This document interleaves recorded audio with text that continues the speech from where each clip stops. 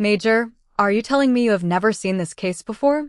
The question cut through the steady airport noise, and Major Rebecca Collins knew from the supervisor's expression that her answer would change everything. That is exactly what I am telling you. She stood beside the inspection counter at Reagan National Airport, one hand resting at her side while travelers moved through the checkpoint behind her. Rolling suitcases rattled across tile. Boarding announcements echoed overhead. Somewhere beyond the glass, an aircraft eased away from its gate. Rebecca barely noticed. Her attention remained fixed on the small black hard case sitting inside her open military travel bag. It was roughly 12 inches long, secured by a combination lock, with no name, tag, or marking she recognized. 20 minutes earlier, Rebecca had been thinking about coffee and whether she had enough time before boarding. Now a transportation security officer had asked her twice whether she had packed her own bag. Yes, Rebecca had answered both times. That answer had been true when she left her mother's house that morning. Now she was no longer certain what truth meant after the bag left her hands. TSA supervisor Michael Grant stood across from her, calm and professional. Who had access to your luggage before you arrived? Rebecca looked past him. 30 feet away, behind the marked boundary where waiting passengers had gathered, her younger brother Jason stood beside a gray column. He had driven her to the airport. He was supposed to be leaving by now. Instead, he remained there with his hands buried in his jacket pockets. Rebecca knew her brother's nervous habits. Jason rubbed his thumb against the side of his index finger when he was worried. He looked toward the departure screens when he wanted to avoid a question. And when he lied, he became very interested in anything except the person standing in front of him. Right now, he was studying a departure board he had already checked 3 times. Rebecca felt something cold settle beneath her ribs. That morning returned to her in fragments. Jason carrying the bag down the front steps. Jason insisting he would load it into the car. Jason asking whether military luggage went through the same screening as everyone else's. She had laughed at the question. Of course it does. At the time, his curiosity had seemed harmless. Now the locked case sat between her folded clothes like an accusation. Michael followed Rebecca's gaze toward Jason, then looked back at her. Major Collins? She did not answer immediately. Her flight was scheduled to begin boarding in 35 minutes. She had orders requiring her back the following day, and every practical instinct told her to resolve the situation quickly. One sentence could redirect the entire investigation. My brother handled the bag. She could say it now. Instead, Rebecca studied Jason's face. He finally looked at her. For 1 second, the airport disappeared. No announcements. No suitcase wheels. No impatient travelers. Just a brother and sister separated by 30 feet and a truth neither had spoken. Jason's expression changed. It was not confusion. It was not surprise. Rebecca had spent 14 years learning to recognize the difference between uncertainty and concealment. She knew exactly what she was seeing. Michael's voice came again, quieter this time. Did someone else have access to your bag? Rebecca turned back toward the open luggage. The black case looked strangely small for something capable of changing an entire morning. She drew a slow breath. Yes, she said. Michael reached for a notepad. Rebecca raised her eyes toward him. But before I give you a name, I want this handled by the record, not by my assumption. Michael paused. What are you asking for? Rebecca looked once more toward her brother. Jason had gone pale. Pull the security footage, she said. Start from the moment I entered this airport. And do not give me special treatment because of this uniform. For the first time since the case had appeared, Michael Grant looked genuinely surprised. Rebecca was not. She already knew what frightened her most. It was not whatever waited behind that lock. It was the possibility that her brother had believed her uniform would keep anyone from looking inside. Michael Grant did not argue with her. He closed the notepad, spoke quietly to another transportation security officer, and asked Rebecca to remain beside the inspection area while they reviewed what could be verified. The black case stayed exactly where it was, untouched inside the open travel bag. Rebecca watched the officer's work without asking how long it would take. Her boarding time was getting closer, but the clock had become less important than the 30 feet separating her from Jason. He was still standing near the gray column. He had taken his hands from his pockets now, but he had not approached her. That bothered Rebecca more than anything. Jason had always been impulsive, but he had never been a coward in the ordinary moments of life. When they were children, he had confessed to breaking their mother's kitchen window before anyone asked. At 16, he had admitted backing their father's old pickup into a mailbox while the dent was still warm from the afternoon sun. He had made mistakes, sometimes ridiculous ones, but he had usually owned them. The man standing across the checkpoint looked different. He looked trapped by a decision he had expected never to explain. Michael returned several minutes later. "Major Collins, I need to ask again. Who handled your bag before you entered the terminal?" Rebecca kept her voice even. "My brother helped load it into the car this morning." Michael glanced toward Jason. "The gentleman by the column?" "Yes." "Did he have access to it while you were not present?" Rebecca thought carefully. "Possibly. I packed it last night and left it in the guest room at my mother's house. This morning, I went downstairs for coffee. Jason brought the bag out before I came back upstairs." Michael wrote that down. "Anything else?" Rebecca remembered the drive. Early sunlight across the windshield. Jason tapping the steering wheel at red lights. His strangely casual question about screening. He asked whether military luggage goes through the same security process as everyone else's. Michael's pen stopped. "What did you tell him?" "That it does." "Did that question seem unusual?" "Not then." "And now?" Rebecca looked toward Jason. "Now I want the footage." Michael nodded once. There was no accusation in his expression, only procedure. That steadiness made Rebecca respect him. He had not treated her like a suspect because of the case, and he had not treated her like an exception because of her uniform. He was simply following what could be established. Behind them, travelers continued moving. A little boy stared at Rebecca's uniform until his mother gently guided him forward. A businessman checked his watch and sighed. 2 college students whispered after noticing the open military bag. Rebecca ignored all of it. She had spent 14 years learning that public attention could turn ordinary uncertainty into theater if you allowed it. She would not. Her phone vibrated in her pocket. She checked the screen. "Jason." One message appeared. "Please do not say anything yet." Rebecca read it twice. The second reading hurt more. Until that moment, some part of her had still been searching for an innocent explanation. Maybe Jason recognized the case, but had not placed it there. Maybe someone had handed it to him. Maybe there was a misunderstanding large enough to explain his face. 5 words erased most of those possibilities. Rebecca locked the screen without replying. Michael noticed the movement, but did not ask about it. "We are checking the available camera coverage," he said. "It may take some time." "Understood. You may miss your flight." Rebecca looked toward the departure board. 24 minutes until boarding. "Then I miss it." Michael studied her. "You are certain?" Rebecca slipped the phone back into her pocket. Across the checkpoint, Jason finally pushed away from the column and took one uncertain step toward her. Rebecca met his eyes. "I am certain about one thing," she said quietly. "I am not leaving this airport until I know who put that case in my bag and why." Jason stopped before reaching the marked boundary, as if an invisible line on the floor had suddenly become the only thing holding him upright. Rebecca watched him from beside the inspection counter. He looked toward her, then toward Michael Grant, then back at the departure board. The old habit again. Look anywhere except at the truth. Rebecca's phone remained silent in her pocket, but the message was already fixed in her mind. "Please do not say anything yet." She had spent 14 years learning not to make decisions from the first wave of emotion, so she forced herself to reconstruct the morning instead.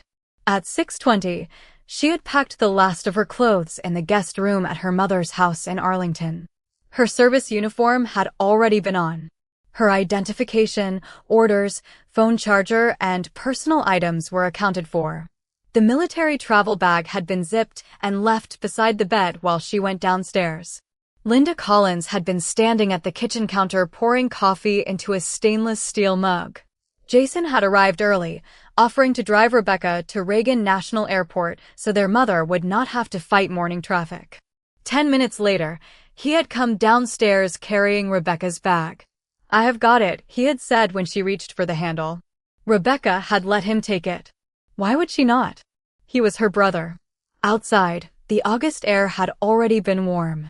Jason placed the bag in the trunk while Rebecca hugged their mother goodbye. During the drive, he had been unusually talkative about everything except himself. Traffic. Gas prices. Their mother's leaking kitchen faucet.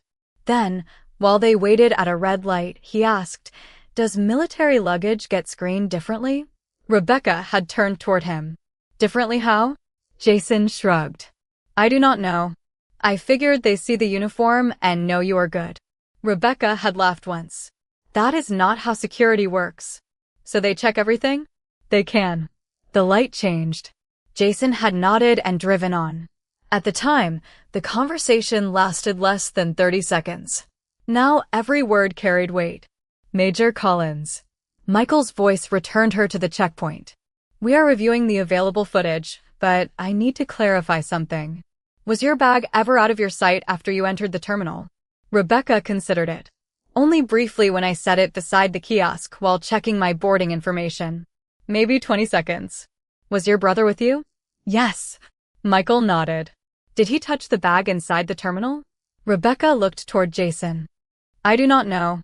That answer mattered. She could suspect him. She could remember the morning. She could interpret his message.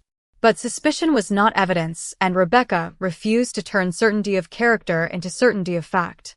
Jason finally approached as far as the boundary allowed. "Becca." She had not heard him use the childhood nickname in months. Michael looked at Rebecca. "Do you want to speak with him?" "Not privately." Jason's face tightened. "Can we just talk for a second?" Rebecca remained where she was. "You had the entire drive." "I did not know this was going to happen." The sentence escaped him too quickly.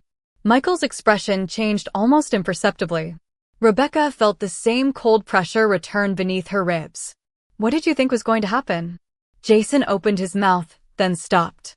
A boarding announcement rolled through the terminal. Rebecca's flight number followed. Pre-boarding would begin soon. Jason heard it too. "You are going to miss your flight." "That is not the problem anymore." "Rebecca, please." She studied him carefully. "You asked me this morning whether my bag would be checked." Jason looked down. "It was just a question." "Then answer mine." His shoulders lowered. For a moment, Rebecca saw the boy who used to confess before their mother finished asking what happened. Then that boy disappeared behind the face of a 31-year-old man carrying a secret. Michael's radio sounded softly at his side. He listened, acknowledged the message, then turned toward Rebecca. "We found the relevant camera footage." Jason went completely still. Rebecca did not look at him. She kept her eyes on Michael. "And?" Michael glanced once toward Jason before answering. "It shows your brother handling the bag inside the terminal before you reached the checkpoint. We need to speak with him now." Jason's face lost what little color remained. For several seconds, he said nothing, while the ordinary machinery of the airport continued around him as if his life had not just narrowed to a few seconds of recorded footage. Michael Grant stepped toward the boundary and spoke with the same measured tone he had used with Rebecca. "Sir, I need you to come with us and answer some questions." Jason looked at his sister. "Rebecca, I can explain." Then explained to him. "Can I talk to you first?" "No." The answer was quiet, but final. Jason swallowed and followed Michael to a nearby screening area where they could speak without blocking passengers. Rebecca remained beside her open bag. The locked case still sat between her clothes, black plastic against folded fabric, almost absurdly ordinary in appearance. She looked at it and remembered how easily she had trusted Jason with the bag that morning. Trust rarely announced the moment it was being broken. Most of the time, it looked like handing someone a suitcase while you finished your coffee. Michael returned after several minutes. He confirmed that he handled your bag inside the terminal. Rebecca kept her expression still. "Did he say why?" "He says he wants to explain that himself." Jason stood several feet behind Michael now. His shoulders were lowered, and the nervous energy had disappeared from his hands. Becca, please. Rebecca turned toward him. Did you put the case in my bag? Jason looked toward Michael, then back at her. Yes. One word. No excuse attached to it. Somehow that made it heavier. Rebecca breathed in slowly through her nose. When? At the kiosk. You walked over to check the departure screen. I had maybe 20 seconds. Why? Jason rubbed a hand across his forehead. I needed to get it through. Rebecca stared at him. Through what? The airport. Why my bag? He hesitated. Michael watched without interrupting. Jason lowered his voice. Because you're military. Rebecca felt the answer before she understood it. What does that mean? I thought they would see the uniform. The identification. The bag. I thought maybe they would not look as closely. Rebecca's face did not change, but something inside her did. 14 years of early mornings, missed birthdays, evaluations, long separations, responsibility, and promises reduced in her brother's mind to a shortcut through a checkpoint. You thought my uniform meant the rules were different.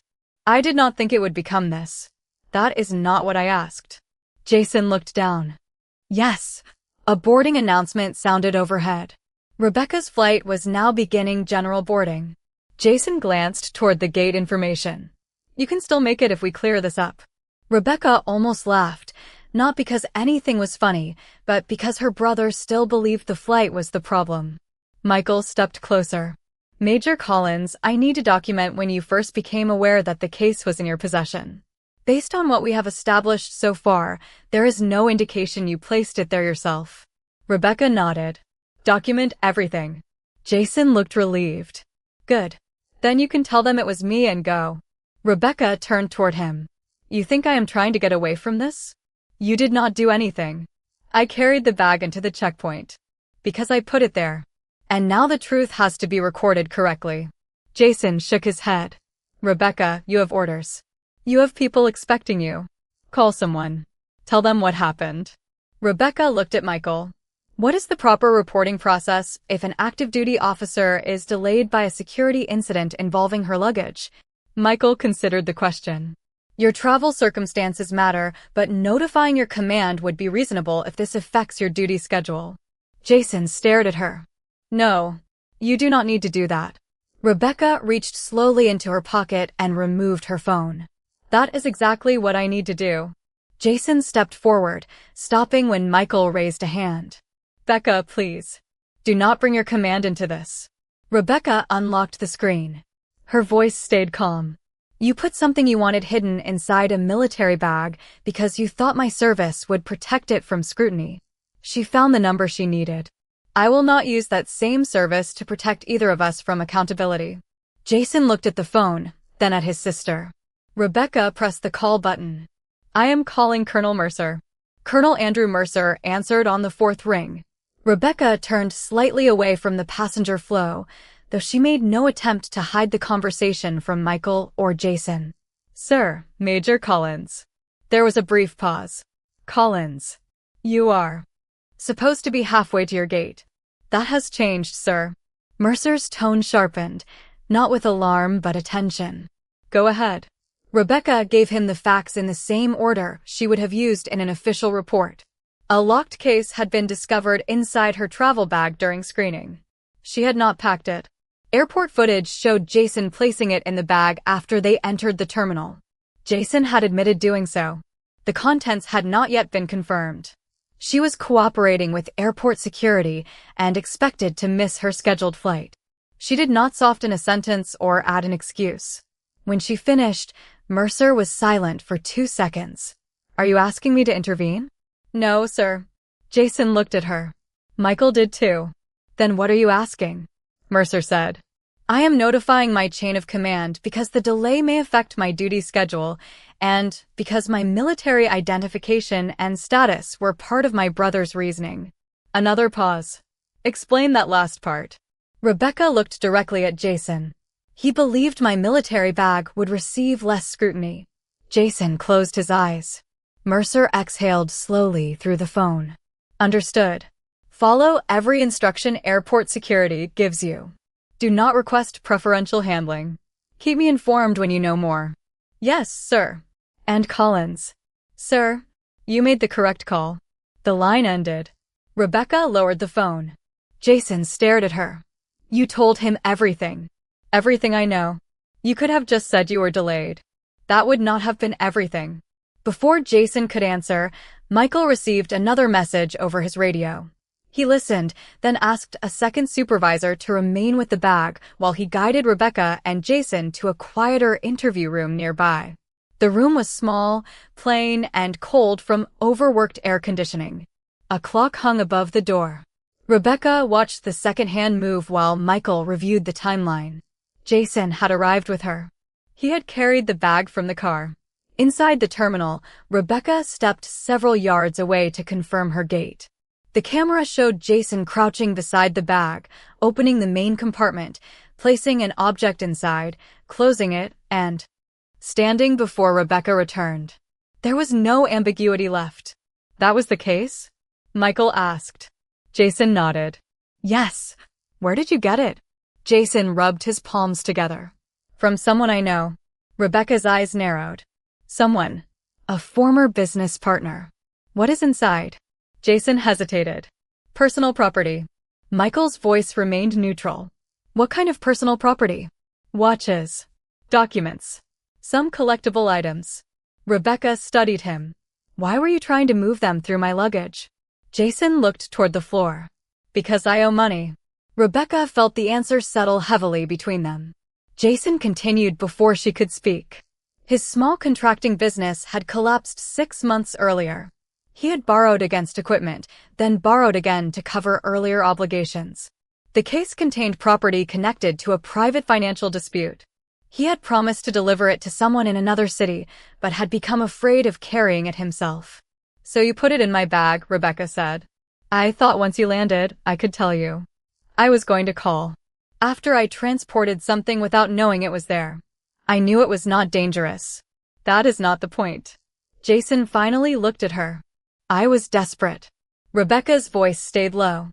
Desperation explains why people make bad choices. It does not make those choices belong to someone else. Michael let the silence remain. Then he placed a form on the table. We are going to continue documenting this carefully. The case will be handled according to procedure, and its contents will need to be verified before anything else happens. Jason nodded. Rebecca looked at the clock. Her flight was now boarding its final groups. Jason noticed too. You can still ask your colonel to help. Rebecca turned toward him. Did you hear anything I just said? You have already proven you did not know. This is not about proving I am innocent as quickly as possible. Her voice never rose. It is about making sure the truth is complete. Michael looked at her for a long moment. Outside the room, another boarding announcement echoed through the terminal. Rebecca recognized her flight number. This time she did not even look at the clock. The final boarding call faded into the terminal, and Rebecca watched the second hand on the wall clock pass the minute that made her decision irreversible. Her flight would leave without her. Jason seemed to understand it at the same moment. You missed it, he said. Rebecca kept her attention on Michael Grant. What happens next? Michael reviewed the form in front of him. We finish establishing ownership and verify the contents through the appropriate process.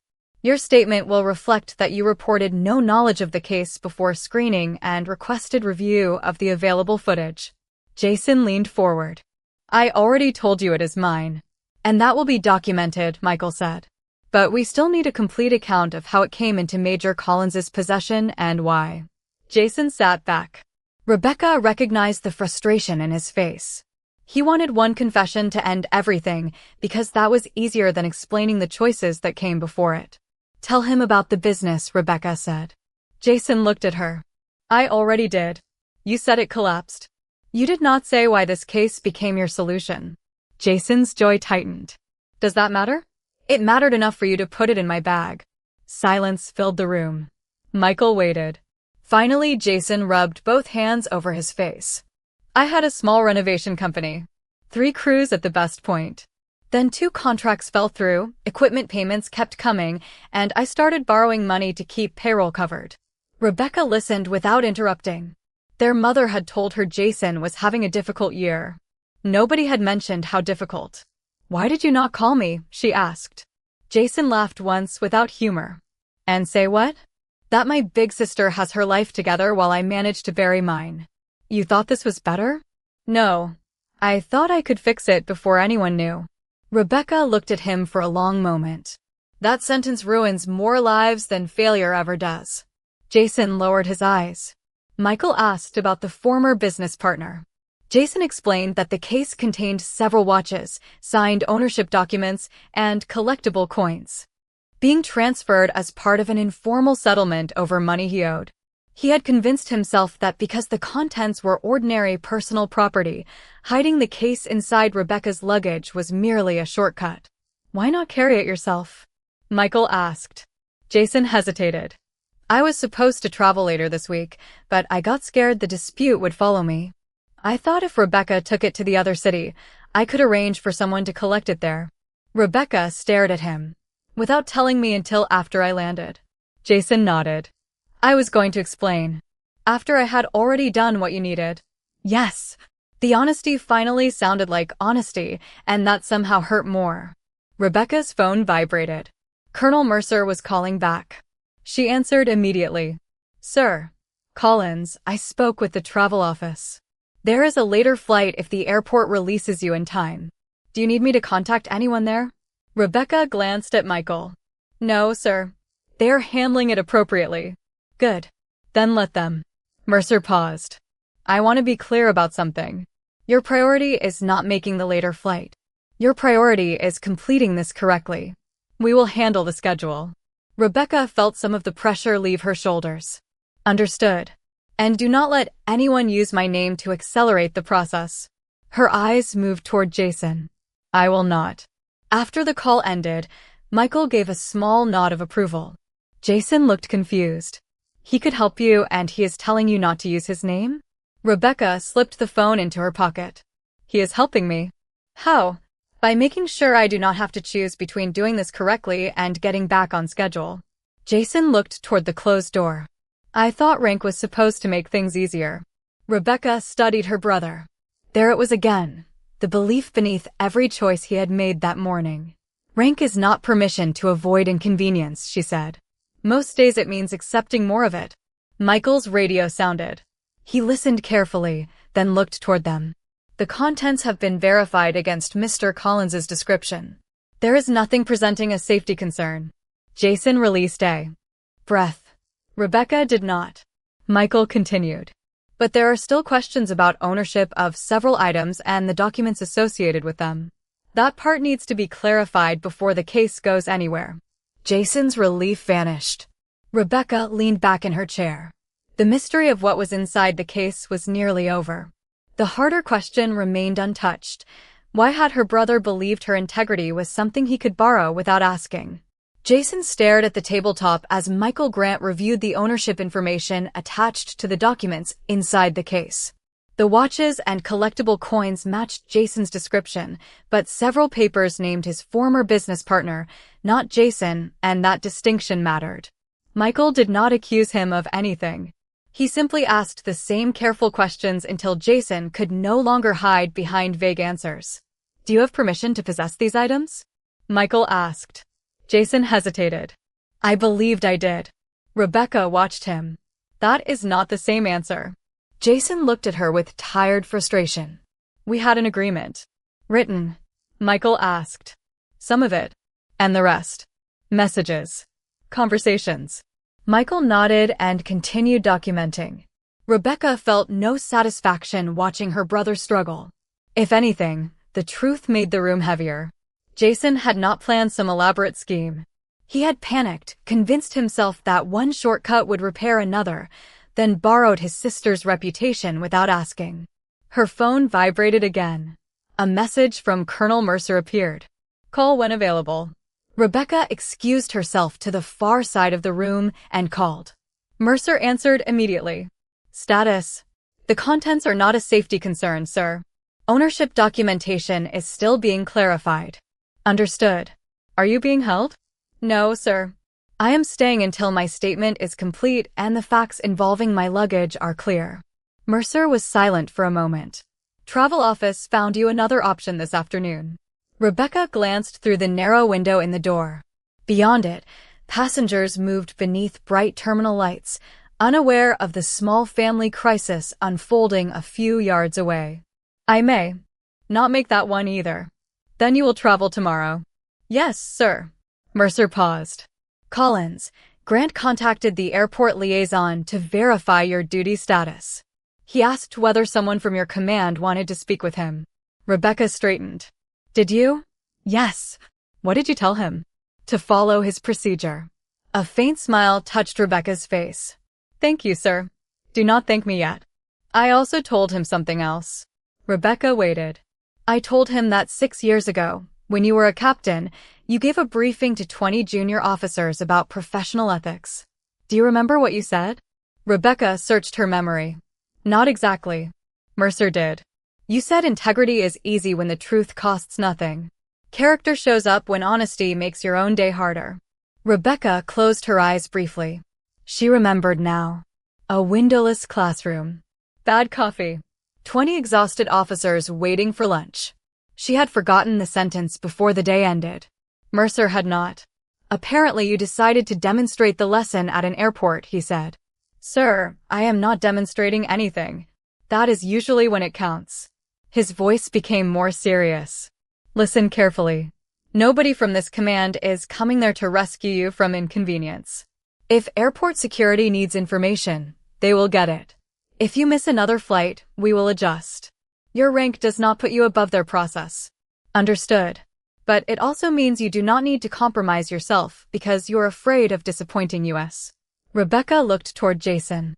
He was sitting with both hands folded, listening as Michael spoke. Understood, sir.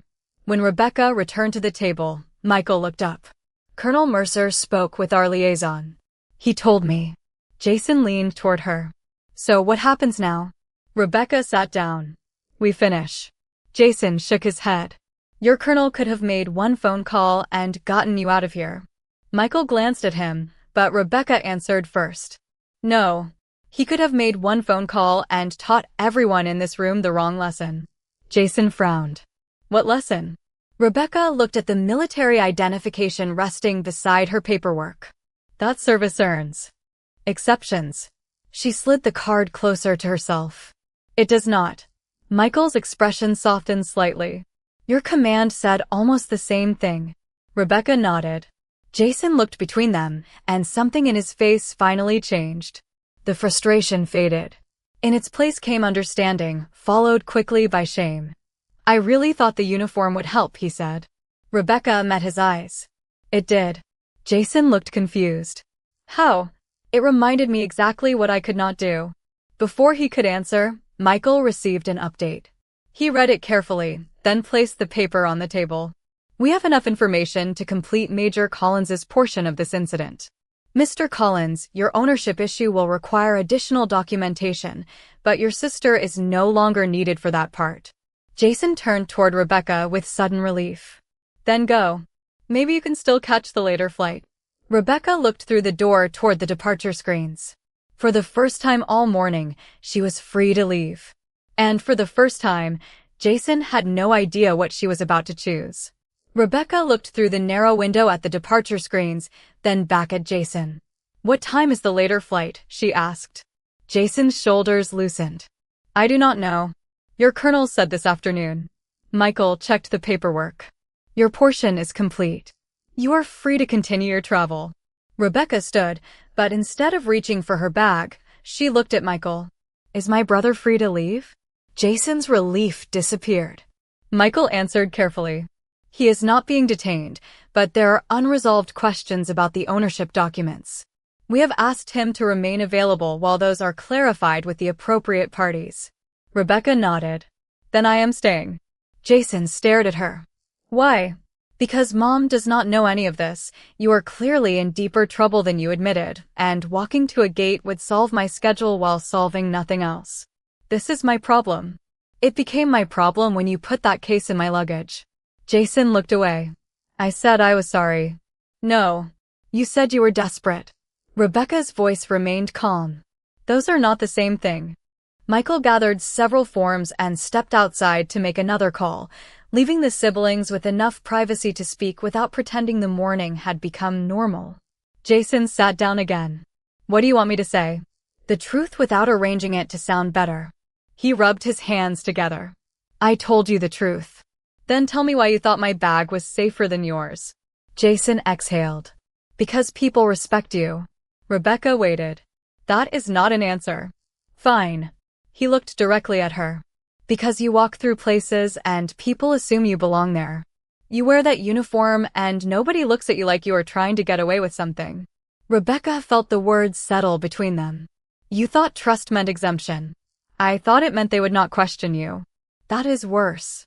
Jason frowned. How? Because you were counting on strangers respecting something you were willing to misuse. Jason went silent. Rebecca glanced toward her military travel bag sitting outside the room under supervision. For 14 years, that bag had carried ordinary things: uniforms, boots, paperwork, books, photographs, coffee packets, chargers, and whatever else fit between one assignment and the next. Jason had seen something different. He had seen camouflage-colored permission. Do you know what that uniform actually gets me? Rebecca asked. Respect. Sometimes. It also gets me expectations. If I make a mistake, I own it.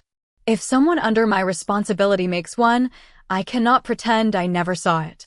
If my personal life touches my duty, I report what needs reporting. That is not privilege, Jason. That is accountability. He lowered his head. I understand that now. No. You understand that you got caught. Jason flinched, and Rebecca immediately softened her tone without changing the truth. Understanding comes later, when nobody is watching and you still choose differently. Michael returned carrying an updated document. We reached the individual named on several ownership records. He confirmed there was a dispute, but he also confirmed that Mr. Collins had permission to possess the watches and coins temporarily while they worked toward a settlement. The paperwork should never have been transported without clarification, but we have no indication at this time that the property itself was unlawfully possessed. Jason released a long breath. Michael continued. The security issue here remains how the case entered Major Collins's luggage without her knowledge. That has been documented. Rebecca looked at Jason. The locked case had lost its mystery. There had been nothing dangerous inside, nothing dramatic enough to justify the fear Jason had created. That almost made his choice more painful. He had risked his sister's trust not for some unavoidable emergency, but because he wanted an easier path through a problem he was ashamed to face. Jason swallowed. I thought nobody would question your bag. Rebecca held his gaze. Then you never understood what the uniform means. Outside, an announcement named her later flight and displayed its departure time. Jason glanced toward the sound. You can still make that one. Rebecca looked at the clock, then at her brother. She had enough time if she left immediately. Michael seemed to realize the same thing. Rebecca reached for her phone, opened the new itinerary, and stared at the boarding time for several seconds. Then she locked the screen. Let it go, she said. Jason blinked. What? Rebecca placed the phone on the table. The flight. Let it go. Jason stared at her as another boarding announcement rolled through the terminal. You're serious. Rebecca picked up her phone but did not reopen the itinerary. Completely. But they cleared you. They completed my portion of the security review. That is not the same as this being finished. Michael Grant remained near the doorway, giving them space while still keeping the process moving. Jason leaned forward.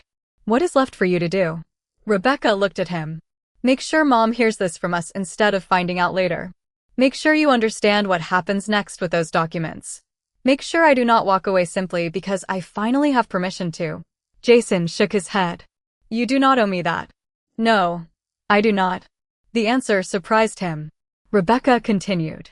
I am staying because leaving now would be easier for me, and Easy has already made enough decisions for this family today. Jason lowered his eyes. For several seconds, only the muted terminal noise filled the room. Then Rebecca called Colonel Mercer. Sir, airport security has completed my portion. I am free to leave. Good. Can you make the later flight?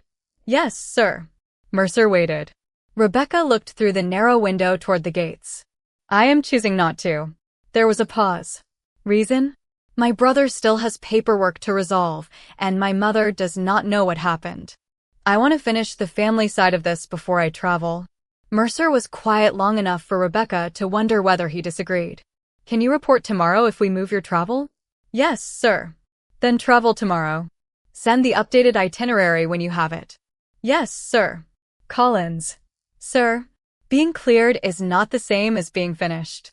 I assume that is what you are thinking. Rebecca smiled faintly. Something close to that. Then finish what matters. The call ended. Jason looked at her. He is just letting you miss another flight? He is adjusting a schedule. That is different. Michael returned to the table and explained that the ownership questions could be documented without keeping Rebecca present.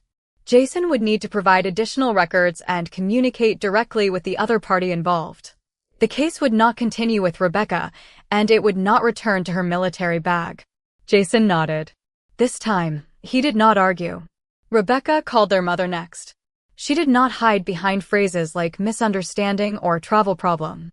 She explained that Jason had placed a locked case in her luggage without her knowledge, that airport security had discovered it, that the contents were not a safety concern, and that Jason was working through documentation regarding ownership. Linda was silent for several seconds. Jason is there? Yes. Put me on speaker. Rebecca did. Their mother's voice came through small and clear. Jason, did you really put something in your sister's bag because you thought her uniform would keep people from asking questions? Jason closed his eyes. Yes, Mom. Why did you not tell me? How bad things were with the business? Because I was embarrassed. Linda's answer was immediate.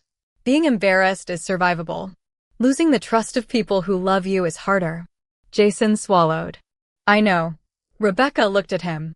You are starting to. Nearly an hour later, the necessary paperwork was complete enough for Jason to leave. Michael returned Rebecca's travel bag after the case had been separated from it according to the process. He handed the bag to her by its worn handle. You could have left quite a while ago, he said. Rebecca adjusted the strap over her shoulder. I know. Most people spend the entire time asking how fast they can get out. I wanted out too.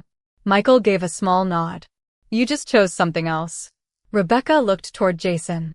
That is usually what a choice costs. They walked into the main terminal together. Through the windows, afternoon sunlight stretched across the runway.